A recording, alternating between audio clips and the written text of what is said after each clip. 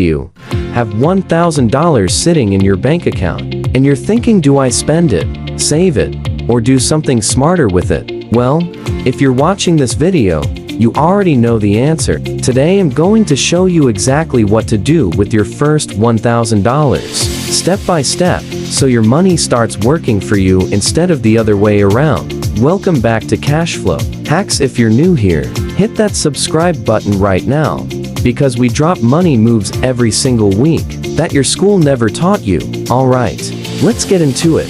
Before you invest a single dollar, there's one thing you must do first. Pay off any high-interest debt. I'm talking credit card debt above 15 or 20% interest, because no investment on the planet is going to consistently beat that. If you're paying 22% interest on a credit card and earning 10% in the stock market, you are losing money. So clear that first. Debt-free? Good. Let's move. Step 1. Build a small emergency cushion. I know. You want to invest. But listen, if you throw your whole $1,000 into stocks and your car breaks down next week, you're pulling that money right back out, possibly at a loss. So keep $200 to $300 aside as a starter emergency buffer. That's your financial seatbelt. Now, you can invest with confidence, not fear. Step 2. Open the right account. This is where most beginners get stuck and do nothing. Don't overcomplicate it. If your job offers a $401,000 with employer matching, start there. That match is literally free money. We're talking an instant 50 to 100% return on your contribution before you've even picked a single stock.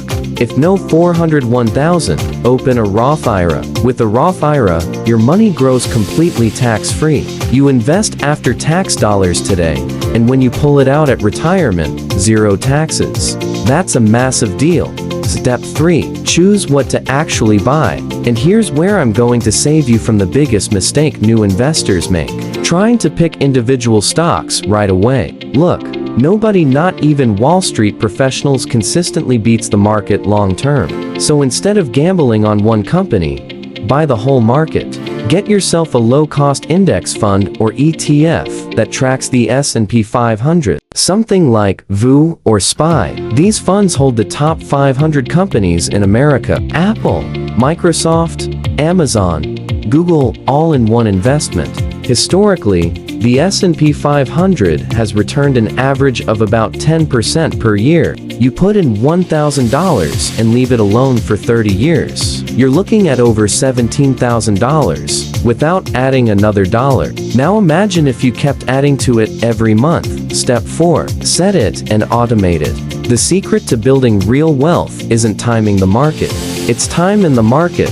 Set up automatic contributions, even $50 or $100 a month on top of your initial $1,000. This is called dollar cost averaging. Some months you buy when prices are high, some months when they're low. Over time, it balances out, and you build wealth without even thinking about it. Now, here's the mindset shift that changes everything. Most people are waiting for the perfect moment to invest, waiting for the market to drop, waiting to have more money, waiting until they understand it better. But here's the brutal truth. The best time to start investing was yesterday. The second best time is right now. Every single day you wait, you're losing the most valuable thing in investing: time. Compound interest doesn't care about your excuses.